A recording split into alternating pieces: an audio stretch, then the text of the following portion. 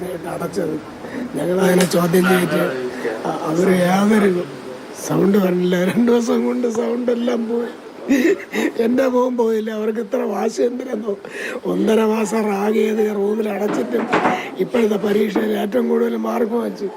1.5 മാസം വീട്ടിൽ ഇരുന്നിട്ട് പോയ പയ്യ എത്രയും മാർക്ക് അങ്ങനെ വായിക്കുന്നു എന്താണ് അവരെ ചോദ്യം. അങ്ങനെ എൻ്റെ മോനെ എല്ലാവരും കൂടെ കൊന്നതല്ലേ.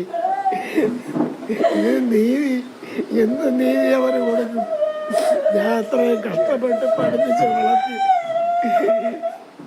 ഞങ്ങളെ നോക്കാം. കഴിഞ്ഞ ദിവസം കണ്ണൂർ പോലീസ് പുതിയ കാര്യം പറയുന്നത്, അതായത് ഒരു ലോൺ ആപ്പ് എടുത്തിരുന്നു. ആ ലോണുമായിട്ട് ബന്ധപ്പെട്ട മാനസിക സമ്മർദ്ദം ഉണ്ടായിട്ടുണ്ടോ എന്ന് അന്വേഷിക്കുന്നു പറയുന്നത്. അങ്ങനെ ഒരു ലോൺ ആപ്പുകൾ അവ എടുത്തിട്ട് അവ അടയ്ക്കും. കാരണം അത് നമ്മളെന്ന് പൈസ വാങ്ങിച്ചല്ലേ അടയ്ക്കുന്നത്. അങ്ങനെ എന്ത് ഇഷ്യൂ ഉണ്ടെങ്കിലും കോളേജിൽ ഞങ്ങളോട് പറയാമല്ലോ. രക്ഷകർത്താവ് ഞങ്ങളാണല്ലോ. പേരൻസിൻ്റെ കൂടെ ഒന്നും പറഞ്ഞിട്ടില്ലല്ലോ ആ കാര്യം.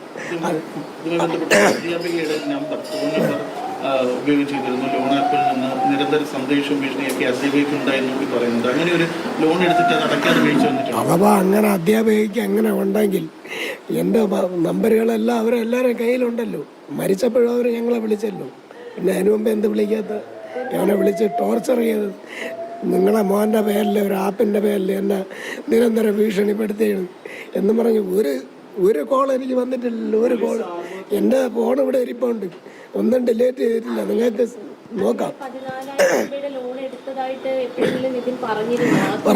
പറഞ്ഞു അമ്മ ആശുപത്രി കിടന്നപ്പോൾ അതിൻ്റെ ആവശ്യത്തിനാണ് അവൻ എടുത്തത്.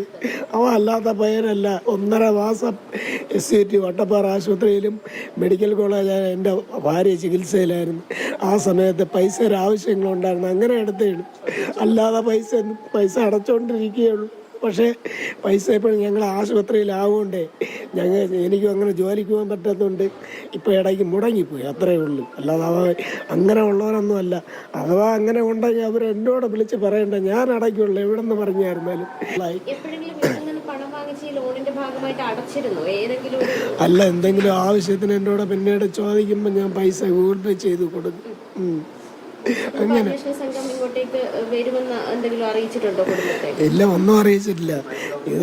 ഇതെന്ന് പറഞ്ഞാൽ ഇത്രയും സെക്കൻഡായി എൻ്റെ മോൻ്റെ ബോഡി കൊണ്ട് അടക്കിയിട്ട് 2 ദിവസം, മരിച്ചിട്ട് 3 ദിവസം. ഈ സെക്കൻഡ് വരെ ആ കോളേജിൽ എൻ്റെ നമ്പറുകളെല്ലാം ഉണ്ട്. എൻ്റെ മരുമോൻ്റെ നമ്പറുണ്ട്, ഭാര്യയുടെ നമ്പറുണ്ട്. ഒരാൾ സംസ്കാരം കഴിഞ്ഞു അവനെ അടയ്ക്കുമോ? അച്ഛനും അമ്മയൊക്കെ എന്ത് ഒരു വാക്ക് വിളിച്ച് ചോദിച്ചിട്ടില്ല.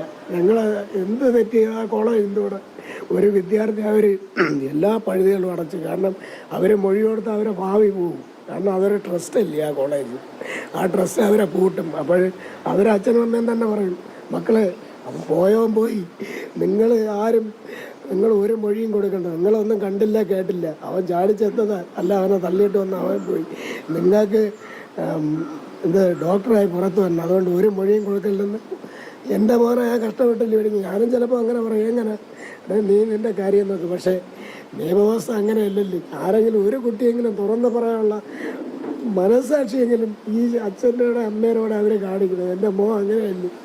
ഇതെല്ലാം അവരെ മാനസികമായി എല്ലാവരും കൂടെ താഴ്ത്തിയാണ്. കാരണം അവൻ മുൻപന്തിയിലെത്തുന്നത് 15,000 ഈ കോളേജിൽ ഇപ്പോൾ ഒരു ദന്തൽ കിറ്റിനൊക്കെ എൻ്റെ ഇളയ മോളാണ് 35,000 രൂപ അടച്ചു കൊടുത്തത്. 35,000 രൂപ.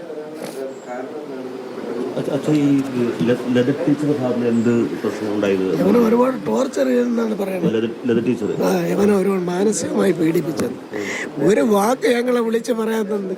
ഇതേപോലെ ലോണോ എന്തെങ്കിലും ഉണ്ട്, അത് അവൻ്റെ അമ്മയുടെ ആവശ്യത്തിനല്ലേ എടുത്തത്. അവൻ അങ്ങനെയുള്ള ഒരു വിദ്യാർത്ഥി ഒരു ബൈക്ക് കറങ്ങേ, ഒരു സിനിമ കാണാൻ പോവേ, ഒരു കൂട്ടുകാരോടെ കറങ്ങാൻ പോവേ, അങ്ങനെയുള്ള പയ്യനല്ല അവൻ.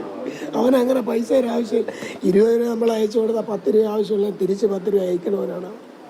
അപ്പോഴവൻ അതിൻ്റെ ആവശ്യമില്ല.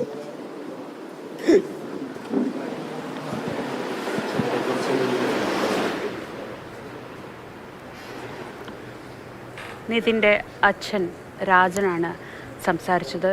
അവരിപ്പോഴും പറയുന്നത് കോളേജിൻ്റെ ഭാഗത്തുനിന്ന്, ചില അധ്യാപകരുടെ ഭാഗത്തുനിന്നുണ്ടായ ക്രൂരമായ മാനസിക പീഡനത്തെ തുടർന്നാണ് നിതിൻ ജീവൻ ഒടുക്കിയത് എന്ന് തന്നെയാണ്.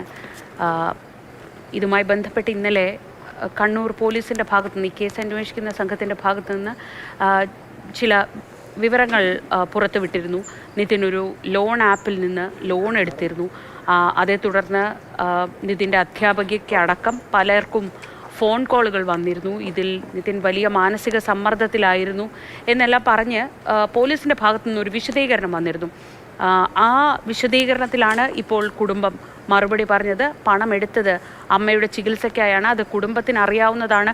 ഇനി അതുമായി എന്തെങ്കിലും ബന്ധപ്പെട്ട പ്രശ്നങ്ങൾ ഉണ്ടെങ്കിൽ അത് രക്ഷിതാക്കൾ എന്ന നിലയ്ക്ക് തങ്ങളെ അറിയിക്കേണ്ടതായിരുന്നില്ലേ എന്ന ചോദ്യമാണ് ഉന്നയിക്കുന്നത്.